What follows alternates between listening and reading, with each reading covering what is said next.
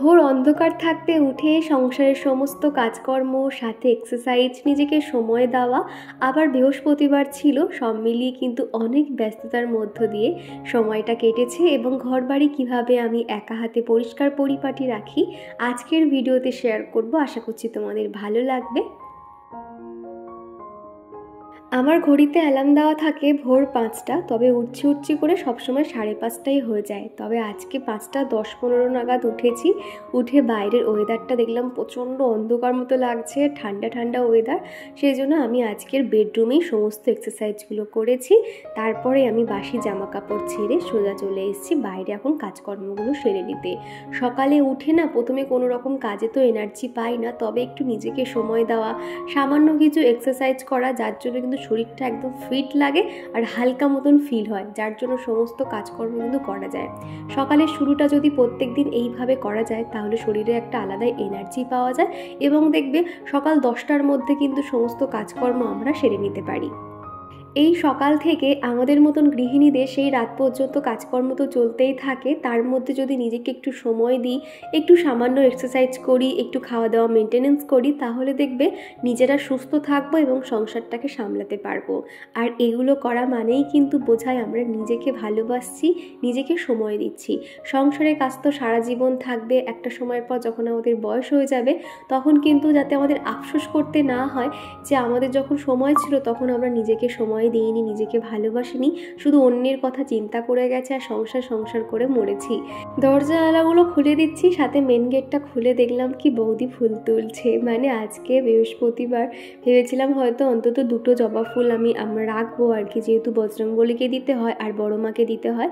মোটামুটি 2টো জবা ফুল হলে কিন্তু যথেষ্ট। এছাড়া আমাদের ফ্রিজে সবসময় গাঁদা ফুল মতিয়ান থাকে, তাও গাছের ফুল দিয়ে পুজো করতে একটু বেশি ভালো লাগে। তবে গাছের একটা ফুলও আজকে পাইনি বলতে পারো, বৌদি সমস্ত ফুলই তুলে নিয়েছে। আর আমার না বলতে ভালো লাগে না যে ফুল রেখে দাও, যেহেতু উনি তো বোঝে যে আমরা ফুল নিই, তো সেখানে যদি না রাখে আমার আর বলতে ভালো লাগে না। সবসময় মনে করি যে ভগবানকে ভক্তি করে ডাকলেই উনি খুশি হবে, সেখানে একটা ফুল দিই আর ফুল নাই দিই।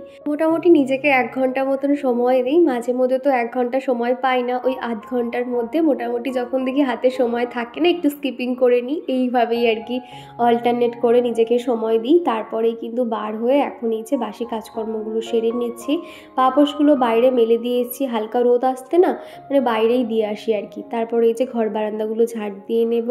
আর এখনও পর্যন্ত ওরা ঘুমোচ্ছে, সেই ফাঁকে আমি একটু নিরালায় কাজগুলো করে নিচ্ছি, কেননা এরপরে ওরা উঠে গেলে তখন আমার খুব অসুবিধা হয়। সবাই ঘুমিয়ে থাকলে তখন কাজের একটা আলাদাই এনার্জি পাই বলতে পারো। এখন সমস্ত ঘর বারান্দা ঝাড় দিয়ে এখন এইখানে ধুলোগুলোকে রেখে বেলচা করে না বাইরে ফেলে দিই। আর এখানে কিন্তু ময়লা ফেলার জায়গার অভাব নেই, চারিদিকে বন জঙ্গল, তো তুমি যেখানে খুশি ফেলে দাও, কোনো অসুবিধা নেই। আর এই সাইডটাতে জুতোর এই সাইডে দেখছি না যে ছুঁচো পটি করে রেখে দিয়েছে, ওই জায়গাটা আর কি স্নান করার আগে ধুয়ে দিতে হবে। সেই জন্য ওই জায়গাটা আমি আর ঝাড় দিলাম না, শুধু সামনের এইটুখানিটা ঝাড় দিয়ে বাইরের দিকটা ফেলে দেবো। মাঝে একটা দিন বুধবার দিনকে আমি কোনো রকম আর ভিডিও শ্যুট করিনি, যার জন্য বৃহস্পতিবার তোমরা কোনো ভিডিও পাওনি। কেননা বুধবারের দিনটা প্রচণ্ড পরিমাণে ঠান্ডা লেগেছিল, নাজেহাল অবস্থা বলতে পারো। আর কি করে যে এত ঠান্ডা লেগে গেছে আমি নিজেও জানি না, কেননা গলা ফলা পুরো বসে গেছিলো, যার জন্য একটা দিন রেস্ট নিয়ে বৃহস্পতিবার ভিডিও দিতে পারিনি। সেই জন্য বৃহস্পতিবার আমি একদম ফুল এনার্জি নিয়ে ভোর থেকে কিন্তু কাজকর্মগুলো শুরু করেছি। মোটামুটি 11টার মধ্যে আমার সমস্ত কাজকর্মই হয়ে গেছিলো।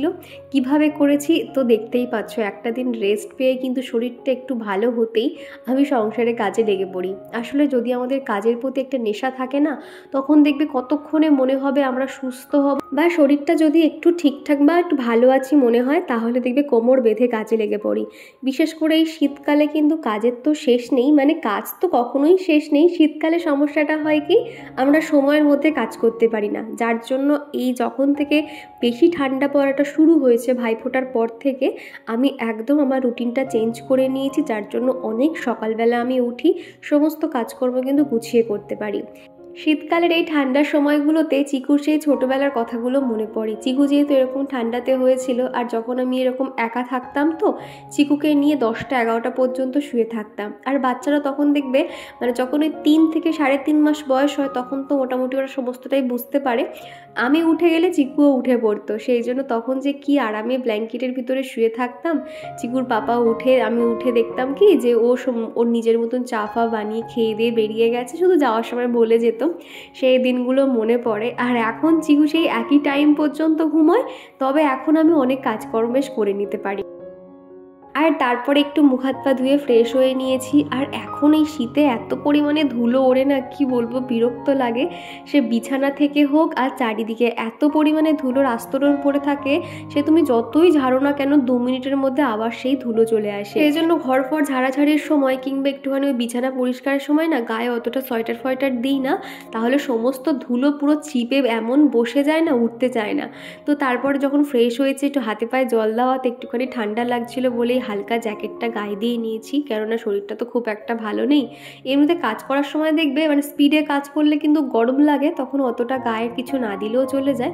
তাও ওই যে শরীরটা তো খুব একটা সুস্থ হয়নি, সেই জন্য হালকা জ্যাকেটটা আর কি দিয়ে দিলাম। তো এদিকে এসেই কিন্তু প্রথমে চা বসিয়ে দিয়েছি, তারপরে সেলফ কাউন্টার, এদিকে গ্যাস স্টপ সমস্তটাই কিন্তু মুছে নিয়েছি।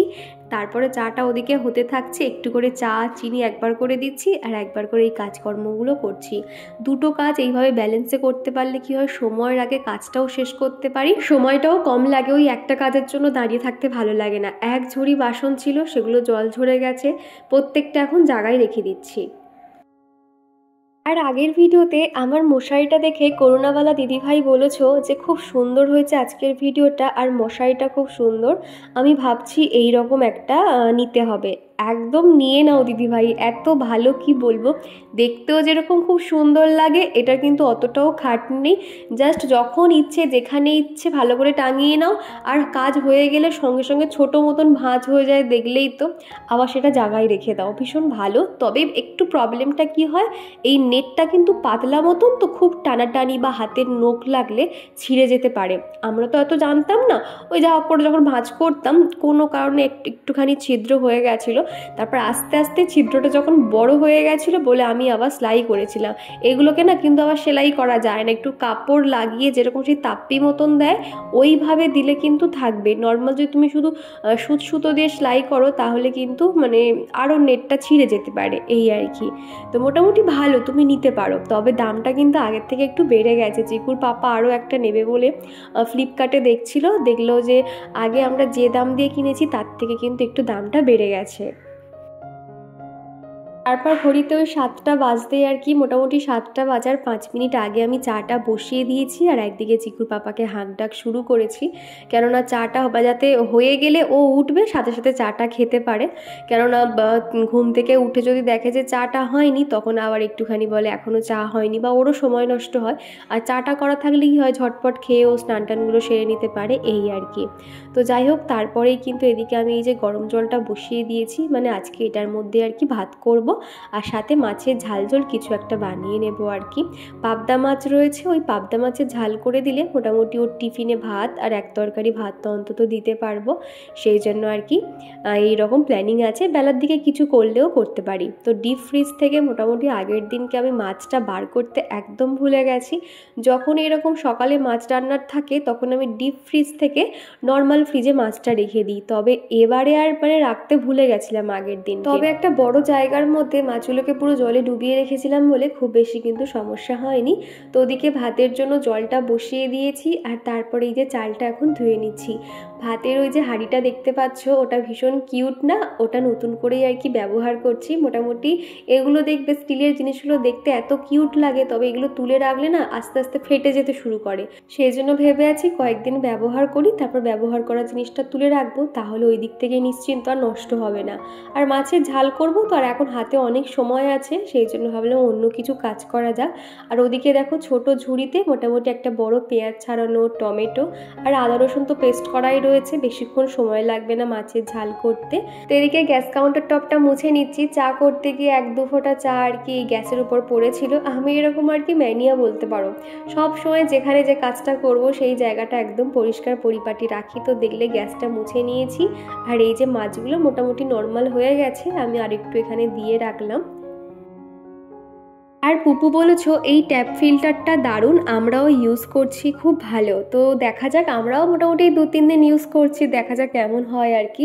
আর ট্যাপ ফিল্টারটা নেওয়ার কিন্তু একটা কারণ আছে। তোমরা তো জানো সমস্ত জল কিন্তু আমাদের যে 5টা ব্যারেল করে জল আনা হয়, এই জলে কিন্তু খাওয়া দাওয়া রান্না বান্না সমস্তটা হয়, যার জন্য কিন্তু অনেকটা জল আমাদের লেগে যায়। আর এমনিতেও এই জলের দাম কিন্তু অনেক বেড়ে গেছে।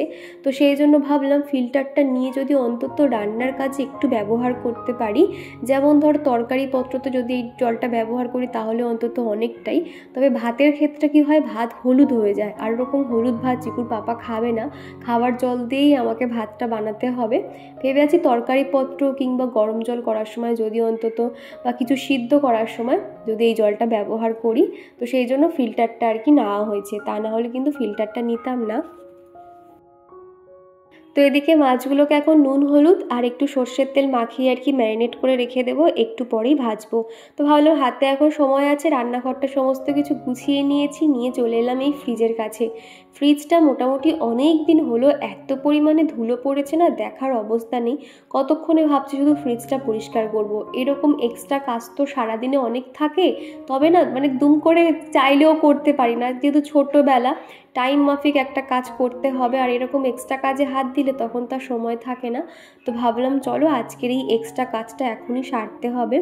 বেশ কয়েকদিন ধরে ভেবে আছি আমার এই ডাইনিং রুমটা একটুখানি মেকওভার করব সামান্য ছোটোখাটোর উপর দিয়ে, সেটারও জন্য একটা যে সময় বার করব সেটাও সময় পেয়ে উঠছি না। ভাবছি একদিনকে সেই জায়গাটা একটু পরিষ্কার করব, নতুন টেবিল ক্লথ পাতবো, ফ্লাওয়ার ভ্যাস দিয়ে আর কি জায়গাটা একটু ডেকোরেশন করার ইচ্ছে আছে। তো দেখা যাক। এদিকে ফ্রিজ থেকে সমস্ত কিছু নামিয়ে নিয়েছি, জানালাতে ফ্রিজটা মুছে নিয়েছি। মোটামুটি 1 মাস মতন হয়ে গেল। ফ্রিজের উপরে যে কভার বলতে একটা বেডশিট মতন পেতে রাখতাম, তো আর ফ্রিজের কভার তো ছিল, তো সেটা ধোয়ার পরে সেটা আর পাতা হয়নি। আজকে ভাবছি ফ্রিজটাকে একদম পরিষ্কার পরিপাটি করে ফ্রিজের উপরে যে কভারটা আছে সেটা রেখে সুন্দর করে গুছিয়ে নেব। আর এটা সেটা করে দেখবে ফ্রিজের মাথায় অনেক কিছু রাখা হয়ে গেছে, যেগুলো লাগে না, ওই যে তাড়াহুড়োর সময় হাত বাড়িয়ে ফ্রিজের উপরে রেখে দিই, ওই যে রাখলাম তো থেকেই যায়। তো সেই জন্য সেগুলো সমস্তটাই ফেলে দিয়েছি, যেগুলো দরকার শুধুমাত্র সেগুলোই উপরটাতে রাখলাম। তোমরা দেখেছো আমি জিনিসপত্র কত পরিষ্কার পরিপাটি রাখি। আমার এই ফ্রিজের কথা কি বলবো, আমার এত মন খারাপ লাগছিল।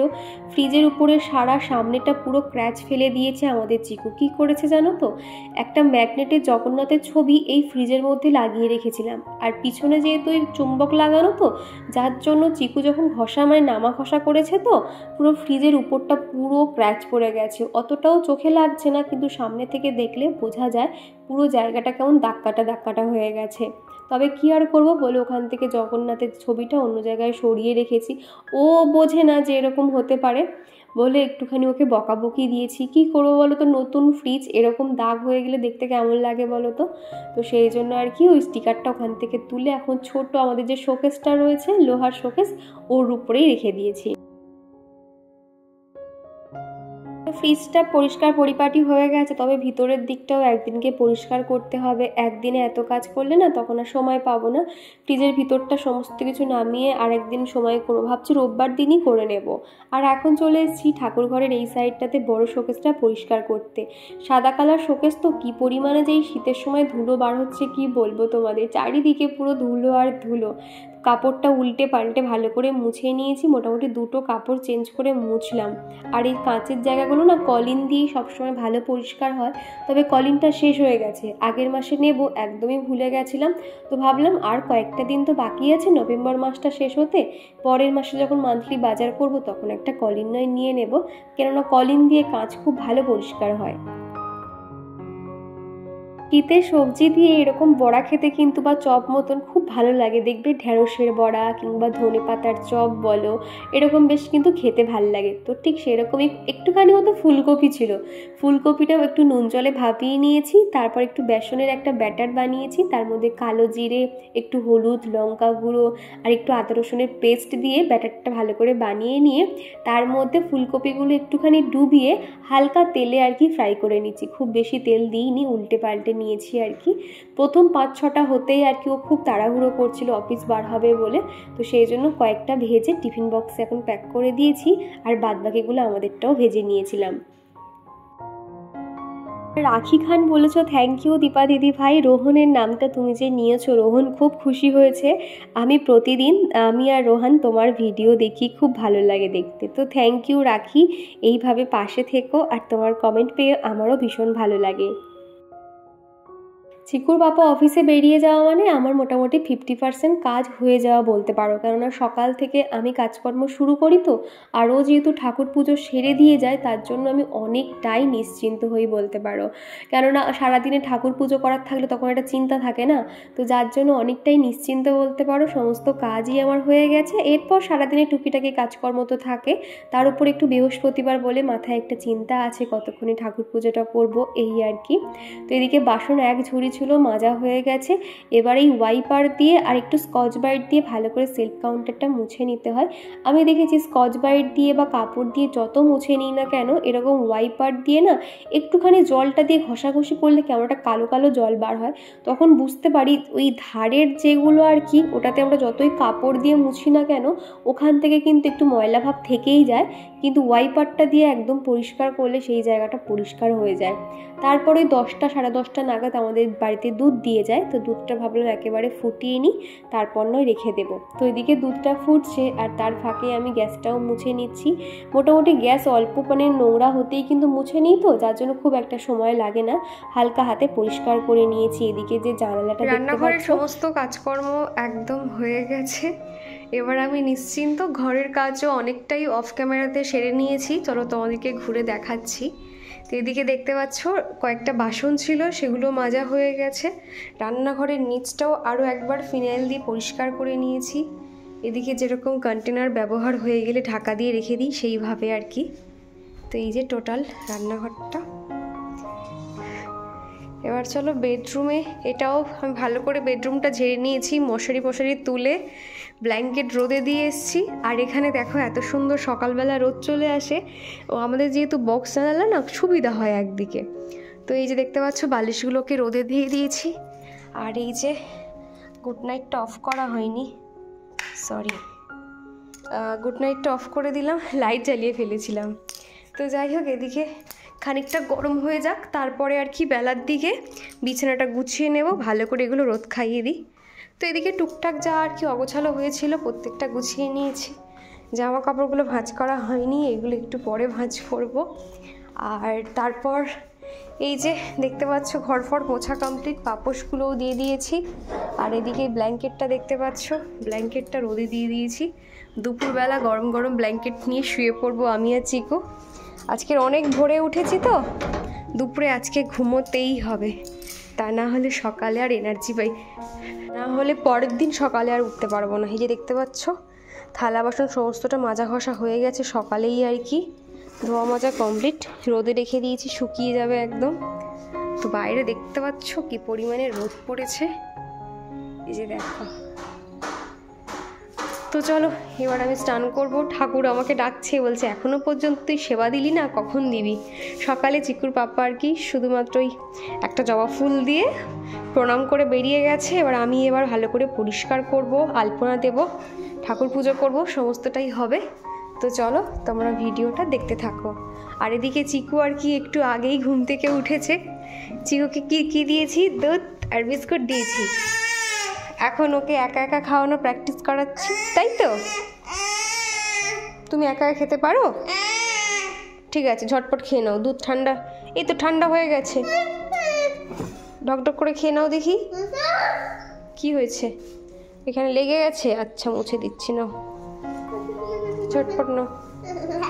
ওই দেখ ক্যাট আসছে, ওই দেখ ওই ক্যাট।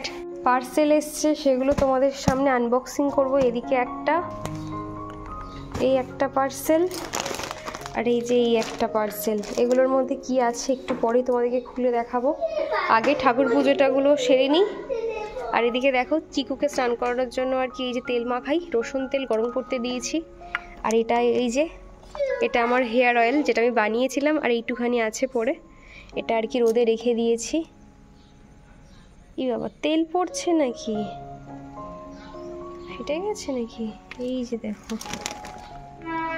হ্যাঁ তেল বেরিয়ে গেছে কি করে। তো যাই হোক চলো।